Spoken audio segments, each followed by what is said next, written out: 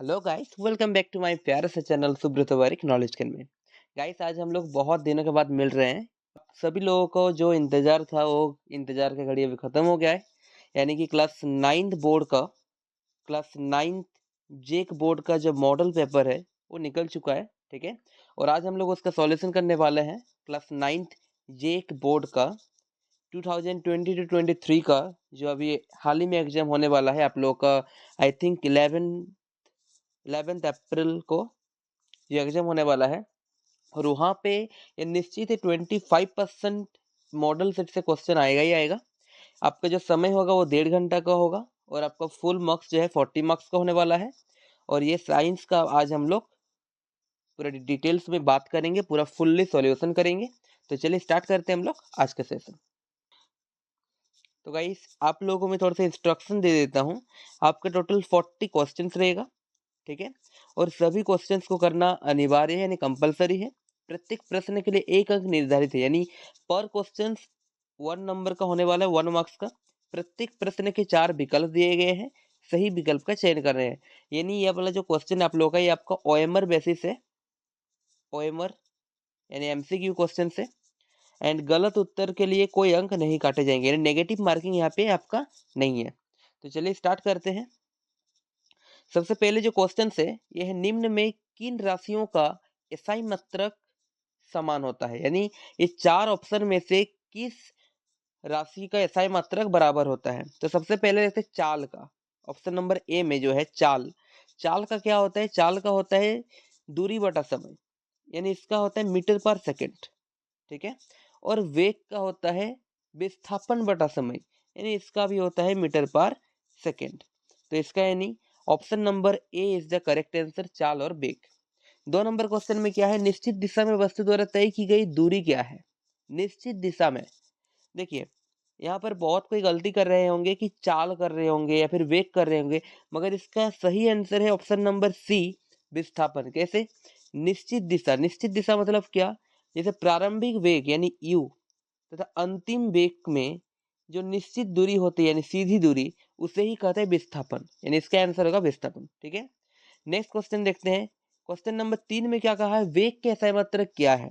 अभी हम लोग कुछ देर पहले 1 नंबर के क्वेश्चन में देखे चाल और वेग के एसआई मात्रक मीटर पर सेकंड होता है। क्या होता है? मीटर पर सेकंड, यानी option number D is the correct answer. Next question क्या है, 4 नंबर में, स्वचालित वाहनों में एक यंत्र लगा होता है जो उनके द्वारा तय की गई दूरी को प्रदर्शित करता है। स्वचालित गाड़ी में जो आपका कार वगैरह में जो लगा रहता होता है इस टाइप का 2 4 6, जो एक मीटर लगा रहा होता है जो आपका दूरी का निर्धारण करता है, किसका? दूरी को मापता है, डिस्टेंस को। उसे क्या कहते हैं? उसे कहते हैं ऑडोमीटर। क्या कहते हैं? Odometer. Option number A is the correct answer. Next चलते हैं 5 नंबर में। अच्छा, 5 नंबर में बहुत ही बढ़िया एक न्यूमेरिकल दिया हुआ है, इस न्यूमेरिकल को भी सॉल्व करते हैं। देखिए, क्वेश्चन क्या बोला है कि यदि पिंड का द्रव्यमान यानी एम, पिंड का द्रव्यमान दोगुना कर दिया जाए, दोगुना यानी 2m, पिंड का द्रव्यमान दोगुना कर दिया जाए और उसका वेग ये 2m, ये क्या दिया हुआ है? ये m, यानी द्रव्यमान बराबर क्या है? m है। ठीक है। द्रव्यमान बराबर m हो गया। और क्या बोला है? और उसका वेग को आधा कर दिया जाता है, वेग को यानी v को क्या कर दिया जाता है? आधा, यानी v/2। इसका मतलब द्रव्यमान को दोगुना हो गया 2m और वेग का आधा हो गया v/2। ठीक है। तो पिंड का रैखिक संवेग क्या होगा? रैखिक संवेग यानी संवेग। तो संवेग का फॉर्मूला क्या होता है? p इक्वल्स टू एम भी, p इक्वल्स टू एम भी होता है। तो m की जगह हम लोग लिखेंगे 2m, m की जगह क्या लिखेंगे? 2m इंटू v की जगह क्या लिखेंगे? देखिए, m भी होता है तो m की जगह हम लोग लिखेंगे 2m इंटू v की जगह हम लोग लिखेंगे v/2। ठीक है। अब 2 कैंसिल हो गया तो नीचे क्या बचा? m v, यानी p इक्वल्स टू क्या बचा? m भी बचा। अब ऑप्शन में आइए, दोगुना हो जाएगा। क्या m और v ऐसा हुआ क्या? दोगुना मतलब क्या? m2v2 हुआ क्या? ऐसा नहीं हुआ, यानी ऑप्शन नंबर ए नहीं होगा। ऑप्शन नंबर बी क्या कहा है? वही रहेगा। वही रहेगा मतलब संवेग का फॉर्मूला क्या है? रैखिक संवेग का फॉर्मूला क्या है? p इक्वल्स टू एम भी। और आंसर क्या निकला, P equals to MV, and option number B is the correct answer, वही रहेगा। अब नेक्स्ट क्वेश्चन देखते हैं 6 नंबर में, यदि दो वस्तु ए और बी के द्रव्यमान क्रमशः 6 केजी और 34 केजी है तो किसका जड़त्व अधिक होगा और किसका कम होगा।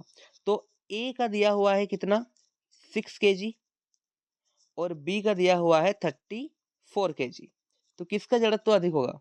ऑब्वियसली बात है कि बी का जड़त्व ए से अधिक होगा, बी का ज्यादा भारी है ना 34 केजी, यानी ज्यादा भारी है, इसका वेट ज्यादा है, इसका मास ज्यादा है, और ए का क्या है मास कम है। इसका मतलब क्या, बी का जड़त्व, जड़त्व इनर्शिया, बी का जड़त्व ए से अधिक है। जड़त्व किसे कहते हैं, मैं और एक बार रिपीट कर देता हूँ, जड़त्व उसे कहते हैं जिसका ज्यादा भार या फिर जिसका ज्यादा वजन उसका जड़त्व अधिक है, यानी आंसर होगा ऑप्शन नंबर बी, बी का जड़त्व ए के जड़त्व से अधिक होगा।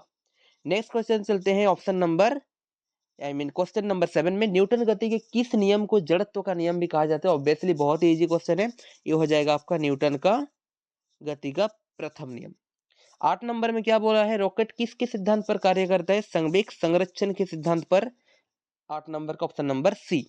अब आता है 9 नंबर में और एक बहुत ही बेसिकली बहुत ही बढ़िया न्यूमेरिकल कि 60 केजी द्रव्यमान की किसी मनुष्य का भार चंद्रमा पर क्या होगा।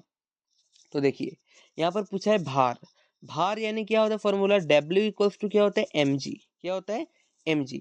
m कितना दिया हुआ है 60 केजी दिया हुआ है, m कितना दिया हुआ है 60 केजी, तो m की जगह हम लोग लिखेंगे 60 इंटू g कितना दिया हुआ है 10, और ये हो जाएगा आपका 600 न्यूटन, इतना हुआ। बट अभी आंसर हुआ नहीं, अब क्या पूछा है कि चंद्रमा पर कितना होगा। तो चंद्रमा के लिए क्या होता है 1/6 इंटू 600, ठीक है। तो 6 के साथ इसको काट देंगे तो ये हो जाएगा 100, यानी आंसर हो जाएगा 100 न्यूटन, 100 न्यूटन, यानी option number C is the correct answer. Next चलिए 10 नंबर में क्या बोला है, ये भी एक न्यूमेरिकल है।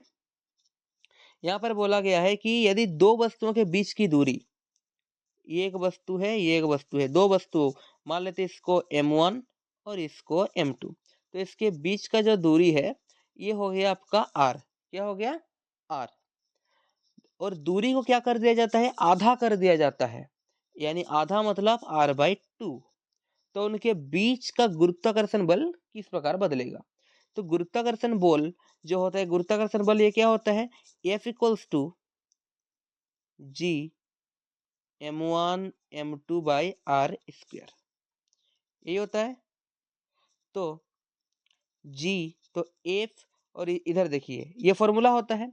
तो एक यहाँ पर क्या बोला गया है कि दूरी को आधा कर दिए है, तो आर स्क्वायर के जगह हम लोग कर सकते हैं क्या r/2 का स्क्वायर, r/2 का स्क्वायर। तब क्या होगा, तब यहाँ पर हो सकता है क्या ये वाला जैसा है वैसा ही रहेगा, यहाँ पर वही G m1 m2 by r square by 4, ये होगा r/2 होल स्क्वायर को जब हम लोग तोड़ दिए तो ये r स्क्वायर बाई 4 हुआ। अब क्या होगा देखिए, जब ये वाला 4 इस साइड जाएगा तो ये वाला क्या बनेगा 4f इक्वल टू क्या होगा ये वाला G m1 m2 by are square, यानी ये कितना बढ़ा, इसका बल कितना बढ़ मतलब बदला या फिर बढ़ा 4f, यानी 4 गुना बढ़ गया, यानी option number A is the correct answer. समझे, अगर किसी को भी कोई भी प्रकार का अगर किसी भी तकलीफ का या फिर आप नहीं समझ पा रहे या फिर किसी को कोई भी प्रॉब्लम हो रहा है तो प्लीज कमेंट करके बताइए, उसका भी सॉल्यूशन हम लोग करेंगे। अब चलते हैं नेक्स्ट क्वेश्चन 11th की ओर। ध्वनि किस माध्यम से गमन करते हैं, ध्वनि हमेशा ठोस तरल गैस तीनों यानी उपरोक्त सभी। 12 नंबर में, वायु में ध्वनि तरंग के निम्न में से किसका उदाहरण है, ये ऑब्वियसली अनुदैर्ध्य तरंग का, ऑप्शन नंबर ए। 13 नंबर में क्या पूछा गया है कि मानव श्रवण की श्रव्य परास की ऊपरी आवृत्ति सीमा लगभग होती है कैसे। देखिए जो आवृत्ति श्रव्य होती है इस प्रकार का जाता है, तो इसका तरंग हमेशा होता है 20 किलो हर्ट्ज। अब 14 नंबर में, दो विभिन्न पदार्थ के कोणों का स्वतः मिलना क्या कहलाता है, हम लोग जानते हैं कि विसरण कहते हैं, क्या कहते हैं विसरण। अब बर्फ का गलनांक कितना होता है 273.273.16 केल्विन, या फिर अगर सेल्सियस में रहता है तो ये रहता है 0 डिग्री सेल्सियस, ठीक है। अब देखिए 16 नंबर में निम्न में किसी सबसे अधिक संपीड़ित किया जा सकता है। ऑब्वियसली हम लोग गैस को सबसे ज्यादा कर सकते हैं, यानी option number C is the correct answer.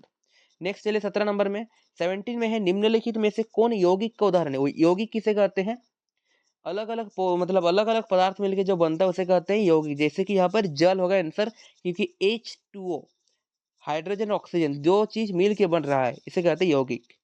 अब नेक्स्ट चलिए 18 नंबर में कि पीतल किस धातु का मिश्रण है। हम लोग जानते हैं किसका मिश्रण है, ये होता है जिंक और कॉपर का, यानी option number A is the correct answer. Next चलते हैं, निम्नलिखित में कौन रासायनिक परिवर्तन का उदाहरण है। रासायनिक परिवर्तन का उदाहरण होता है मोमबत्ती का पिघलना। ठीक है, अब सोडियम ऑक्साइड का सूत्र निम्नलिखित में कौन से है। सोडियम ऑक्साइड, सोडियम को कहते हैं Na, ऑक्साइड को कहते हैं O। सोडियम का जो इलेक्ट्रॉनिक विन्यास होता है ये होता है 281, यानी लास्ट का जो है इसको यहाँ पर लिखेंगे।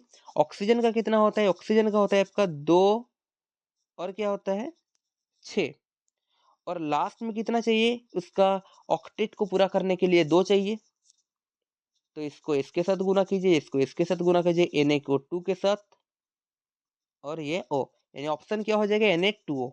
इसके आंसर होगा Na2, option number B is the correct answer. Next चलिए 21 नंबर में 36 ग्राम जल में जल के कितने मतलब कितने मोल मौजूद है। तो 36 ग्राम जल ये दिया हुआ है, और जल का मोलर द्रव्यमान कितना होता है H2O का। H2O का होता है 1 × 2 प्लस O का परमाणु द्रव्यमान कितना होता है, ये 16 होता है, यानी 2 + 16 इक्वल टू हो जाता है आपका 18 ग्राम। तो ये क्या होगा 36/18 इक्वल्स टू ये जो होगा 2, यानी 2 मोल। ठीक है, option number B is the correct answer. Next आते हैं C2H2 का मोलर द्रव्यमान 22 नंबर का C2H2। तो C2H2 का भी निकाल देंगे हम लोग।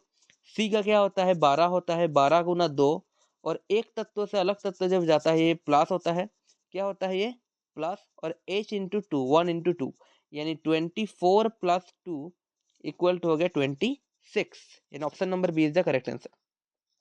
इलेक्ट्रॉन की खोज सबसे पहले किसने की, हम लोग जानते हैं जे थॉमसन ने की।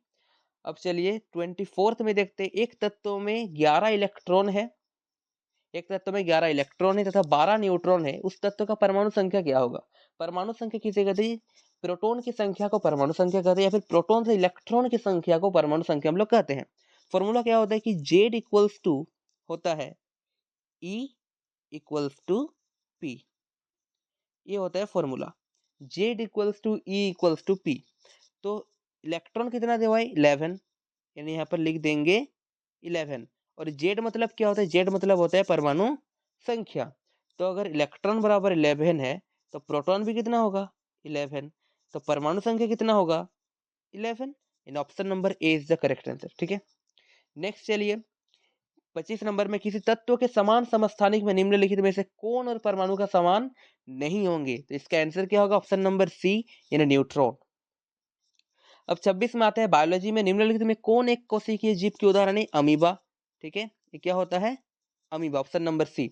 नेक्स्ट लाइसोसोम का निर्माण कौन करता है, गोल्जी उपकरण, in option number C is the correct answer. 28 में क्या करेंगे, कोशिका झिल्ली के आर पार पदार्थों का आना जाना किस प्रक्रिया के द्वारा होता है, हम लोग जानते हैं परासरण के द्वारा। किसके द्वारा, परासरण के द्वारा। अब 29 में क्या है, पौधे के शीर्ष पर कौन सा ऊतक पाया जाता है, इसे कहते हैं विभज्योतक। क्या कहते हैं, विभज्योतक। 30 में क्या है, रक्त के तरल आघात्री भाग को क्या कहते हैं, इसको कहते हैं प्लाज्मा। क्या कहते हैं, प्लाज्मा कहते हैं, जो आपका गोल गोल सा रहता है इसे कहते हैं प्लाज्मा। 31 का क्या है, श्वेत क्रांति किससे संबंधित है। तो श्वेत मतलब ही होता है सफेद, यानी दूध उत्पादन। 32 का क्या है, निम्नलिखित में कौन रबी फसल का उदाहरण है, रबी फसल यानी चना। अब 33 में देखिए, जीवों के वर्गीकरण का सर्वाधिक मूलभूत लक्षण क्या हो सकता है। ये मूलभूत लक्षण क्या हो, संरचना हो सकता है, यानी उसका कोशिका संरचना। पादप वर्ग का उभयचर किसे कहते हैं, उभयचर कहते हैं ब्रायोफाइटा को। किसको कहते हैं, ब्रायोफाइटा को। वेल निम्नलिखित में से किस वर्ग से संबंधित है, वेल, वेल क्या है, एक फिश है, यानी एक मत्स्य से, मछली से। वैश्विक उष्मन के लिए कौन गैस उत्तरदायी होता है, CO2 होता है, हम लोग जानते हैं क्या होता है CO2, यानी ऑप्शन नंबर ए। अब चले 37 में क्या है, जल प्रदूषण से निम्नलिखित में कौन सा प्रभाव नहीं होगा, फेफड़े संबंधी रोग। क्या होता है, फेफड़े संबंधी रोग, ऑप्शन नंबर डी। अब चलते हैं नेक्स्ट 38, निम्नलिखित में कौन संक्रामक रोग है, सॉरी असंक्रामक रोग है। किससे नहीं फैलेगा, यानी रतौंधी। क्या होता है? रतौंधी। Option number B. अब नेक्स्ट देखिए, नेक्स्ट क्या है 39th पे, निम्नलिखित में कौन दीर्घकालिक लोक के उदाहरण है? दीर्घकाली लोग की उदाहरण है। एक्चुअली लोग नहीं, यहाँ पर रोग होता, ठीक है, प्रिंटिंग मिस्टेक है, रोग, ये होगा टीवी। और लास्ट क्वेश्चन आप लोग के मॉडल सेट में सेट 1 का, जीवाणु निम्नलिखित में से कौन वर्ग में आते हैं? तो ये होगा मोनेरा। किस वर्ग में आते हैं? मोनेरा। तो गाइस, अगर वीडियो अच्छा लगा तो प्लीज लाइक कीजिए, कमेंट कीजिए एंड शेयर कीजिए। नेक्स्ट वीडियो बहुत ही जल्द आने वाला है। स्कोर के तौर पे मैं आप लोग को रिवीजन कराने वाला हूँ और कुछ ही दिनों के अंदर, ठीक है। तब तक हम लोग मॉडल सेट सॉल्व करते रहेंगे, और जो अभी मॉडल सेट में सॉल्व किया, इसको आप घर में खुद से कीजिए, प्रैक्टिस कीजिए, और आपके एग्जाम के लिए very very best of luck. And तब तक के लिए ओके बाय।